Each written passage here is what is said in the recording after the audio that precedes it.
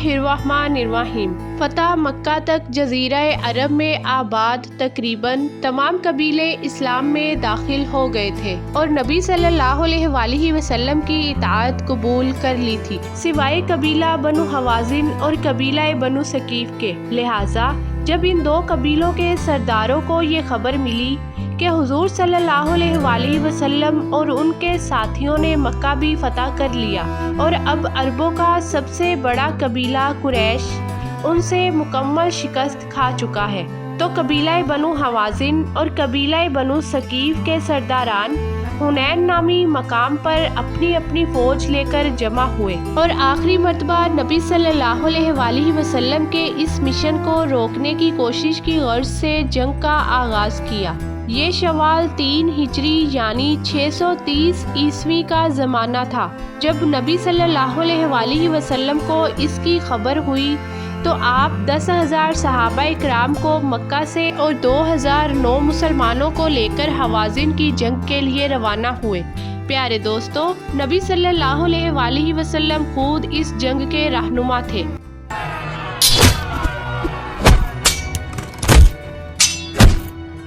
مسلمانوں کو فتح نصیب ہوئی اور مشرکین کے 70 سے زائد سپاہی مارے گئے، 6,000 سے زائد مشرکین کو گرفتار کر لیا گیا اور ان کے 24,000 اونٹ اور 40,000 بکریاں ضبط کر لی گئیں۔ قبیلہ بنو حوازن اور بنی ثقیف کی ان قیدی عورتوں میں ایک بوڑھی خاتون بھی تھی۔ روایات کے مطابق جب صحابہ اکرام کا ایک دستہ انہیں گرفتار کرنے پہنچا تو ان میں سے ایک عورت نے کہا، کیا تم مجھے قیدی بناؤ گے؟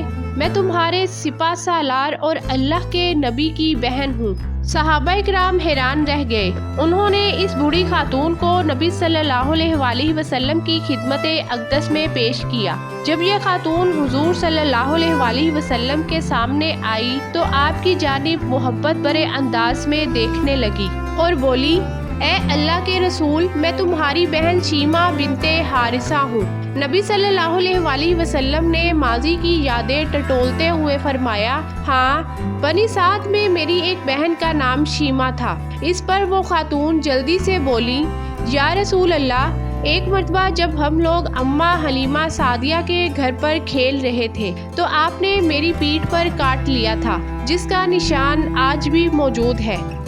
یہ جملہ سنتے ہی حضور صلی اللہ علیہ وآلہ وسلم کو اماں حلیمہ کے گھر پر گزرے بچپن کے واقعات یاد آ گئے۔ پیارے دوستو، یہ وہی بہن شیمہ تھی جو آپ صلی اللہ علیہ وآلہ وسلم کو ہر وقت گود میں لیے پھرتی تھی۔ آپ کی سنائی ہوئی لوریاں، پیار اور محبت کی باتیں حضور کے ذہن میں محفوظ تھی۔ حضور صلی اللہ علیہ وآلہ وسلم کی یادیں تازہ ہو گئیں۔ دراصل مکہ کے کالے سنگلاخ پہاڑوں کے عقب میں مشرق کی جانب زرخیز باغات، سرسبز و شاداب پہاڑوں کے درمیان بہتے چشمے، لہلہاتی فصلیں اور حسین وادی تھی جسے طائف کہتے تھے۔ یہاں قبیلہ بنو ثقیف اور بنو حوازن آباد تھے۔ یہ لوگ خالص عربی زبان بولتے تھے جن کی زبان وسیع اور بلیغ تھی۔ چنانچہ شہر کے لوگ اپنے بچوں کو ان قبائل کی عورتوں کے حوالے کر دیا کرتے تھے تاکہ رضاعت کے دنوں میں بچے کھلے آب و ہوا اور خالص ماحول میں پرورش پائیں اور خالص عربی زبان سیکھیں۔ لہٰذا حضور صلی اللہ علیہ وآلہ وسلم کو بھی پیدائش کے بعد دائی حلیمہ کے حوالے کر دیا گیا تھا جو اسی علاقے کی خاتون تھی۔ حضور صلی اللہ علیہ وآلہ وسلم کا بچپن انہی خوشگوار وادیوں میں گزرا تھا۔ نبی صلی اللہ علیہ وآلہ وسلم نے اپنی رضاعت کے 5 سال بنی سعد میں اماں حلیمہ کے گھر میں گزارے تھے۔ یہاں حضور صلی اللہ علیہ وآلہ وسلم کی 4 بہنیں اور بھائی موجود تھے۔ یہ دائی حلیمہ کے اپنے بچے تھے جن کے نام عبداللہ، انیا، حذیفہ اور حذیفہ تھے۔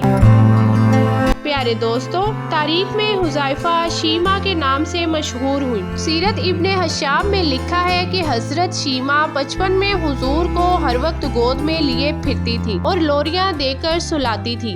اس لوری کا ترجمہ کچھ یوں ہے، اے ہمارے رب، ہمارے لیے محمد کو باقی رکھنا تاکہ میں انہیں سردار کے روپ میں دیکھوں۔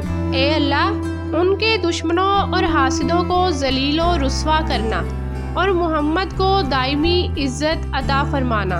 حضرت شیمہ حضور صلی اللہ علیہ وآلہ وسلم کو اپنی گود میں لے کر سمیٹتی اور پھر جھومتی اور پھر وہ لوری دیتی، اے ہمارے رب، میرے بھائی محمد کو سلامت رکھنا۔ آج یہ پالنے میں بچوں کا سردار ہے، کل وہ نوجوانوں کا بھی سردار ہوگا، اور پھر جھوم جاتی۔ پیارے دوستو، شام کے وقت جب خواتین کھانا پکانے میں مصروف ہوتی تو بہنیں اپنے بھائیوں کو اٹھا کر باہر لے جاتی، اور ہر بہن کا خیال یہ ہوتا کہ میرے بھائی سے زمانے میں زیادہ خوبصورت کوئی نہیں۔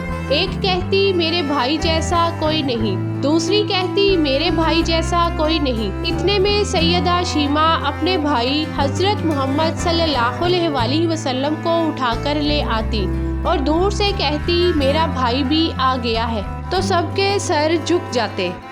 پیارے دوستو، سیرت کی کتابوں میں درج ہے کہ حضرت شیمہ شدید گرمیوں کی ایک دوپہر حضور صلی اللہ علیہ وآلہ وسلم کو باہر لے گئی۔ اماں حلیمہ کو فکر لاحق ہوئی تو وہ انہیں تلاش کرنے باہر نکلی۔ دیکھتی ہیں کہ شیمہ آپ صلی اللہ علیہ وآلہ وسلم کو گود میں لیے یہ شعر پڑھ رہی ہیں، یہ میرا وہ بھائی ہے جو میری ماں سے پیدا نہیں ہوئے، لیکن میں ان پر اپنے ماموں اور چچا فدا کرتی ہوں۔ اماں حلیمہ نے فرمایا، اے شیمہ، انہیں اتنی شدید گرمی میں لے کر یہاں کیوں آ گئی ہو؟